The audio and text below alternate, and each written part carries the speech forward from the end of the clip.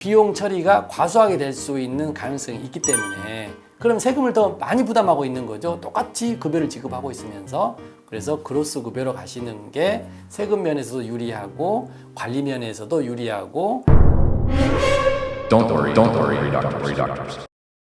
안녕하세요. 대박병원 절세비법 저자 윤창인 세무사입니다.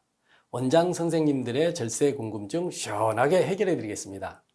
도어너리 코너 진행하겠습니다. KMA TV 세무사님, 그럼 가장 편하게 원장님들이 급여를 줄 수 있는 편안한 방법은 뭐가 있을까요? 정말 일반화된 일반직에서 쓰는 그로스 급여인 거죠. 원장님들 입장에서는 네트 급여와 대비되는 용어로 그로스 급여라고 하지만 일반에서는 그냥 그로스 급여 일반화되어 있습니다. 그렇기 때문에 네트 급여로 지급을 하게 되면 여러 가지 문제가 있습니다. 퇴직금 정산할 때 이 급여 기준 최종 3개월 임금에서 네트 급여가 아닌 그로스 급여로 환산을 해야 되고요. 이 환산이라는 표현이 들어가지 않습니까? 그러니까 이 금액이 맞냐 안 맞냐에 대해서 또 분쟁이 생길 수도 있고요. 중도 입사하신 분들 입장에서는 당연히 전 병원이 있을 거지 않습니까? 그러면 세금을 1년 내 소득에 대해서 내는데 중간에 입사하신 분들의 세금은 어떻게 계산할 거냐라는 문제와 또 연말정산을 하게 되는데 연말정산이라는 건 자녀가 한 명 있고 또 부모의 기본공제 몇 명이 있느냐 여러 가지 뭐 신용카드 세액공제에 따라 여러 가지 항목에 따라 세금이 영향을 미치는데 과연 원장님 그걸 다 어떻게 컨트롤할 수가 있느냐라는 거죠. 그리고 만약에 연말정산 환급금이 나왔다라고 했을 때 그 귀속의 주체가 어디냐? 법으로는 종업원 겁니다. 왜냐하면 원장님 입장에서는 원장님이 세금을 다 내줬고 사대보험 다 내줬다라고 하지만 이 내줬다라는 표현이 법에 있어서는 급여로 처리가 됩니다. 네트 급여 1,000만 원에 예를 들어서 이 소득세와 사대보험료가 한 300만 원이다라고 하면 법에서는 300만 원을 급여로 봅니다. 그러니까 종업원 입장에서는 급여를 1,300만 원을 받아간 것이 되고 연말정산을 통해서 환급이 발생했다라고 하면 당연히 연말정산의 근거가 되는 건 직원의 급여인 것이고요. 급여로 인해서 연말정산 환급금이 발생했기 때문에 직원의 돈인 겁니다. 근데 원장님 입장에서는 내가 소득세와 사대보험료를 다 지급해줘라는 측면이 강조하다 보니까 이 돈 내 거 아니냐라고 생각이 드실 수도 있습니다. 그래서 일반화된 그로스 급여로 계약을 체결하시는 게 원장님 입장에서는 정말 심플합니다. 그렇다면 굳이 이렇게 서로 불편하고 부당할 수 있는 네트 급여 왜 생긴 걸까요?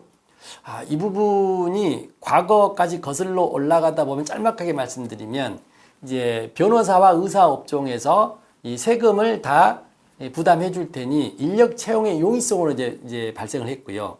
과거에는 아무래도 신용카드랄지 현금영수증이랄지 우리 급여 처리되는 공단의 이 진료가 그렇게 많지 않다 보니까 병원 입장에서는 성실 신고를 한다 하더라도 아무래도 매출을 조금 이제 적게 더 신고할 수 있는 상황이었고요.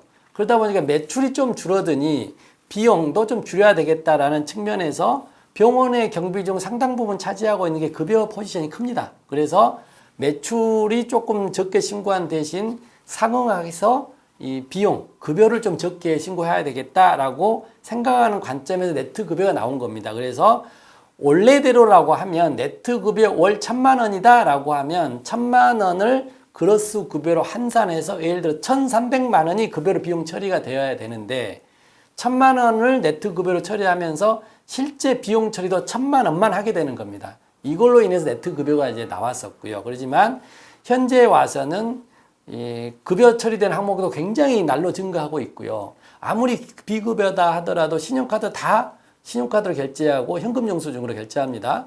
거의 현재는 급여, 비급여, 뭐 성형외과, 치과 이런 이제 비급여 항목이 많은 진료과라 하더라도 매출은 거의 다 공개되어 있고요.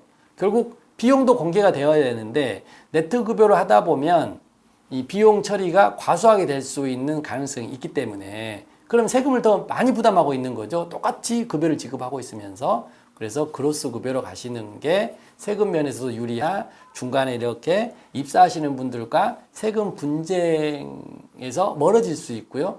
좀 심플하다라고 합니다. 그런데도 여전히 이 네트 급여가 있는 게 현실적으로 원장님들께서 페이닥터를 채용하실 때 아무래도 이제 채용하는 단계에서는 원장님들이 아무래도 필요하시는 그런 내용이 있다 보니까 네트 급여로 계약을 하시는 것 같은데 앞으로의 방향 그로스 급여가 일반적인 내용이다라고 이해하시면 좋을 것 같습니다.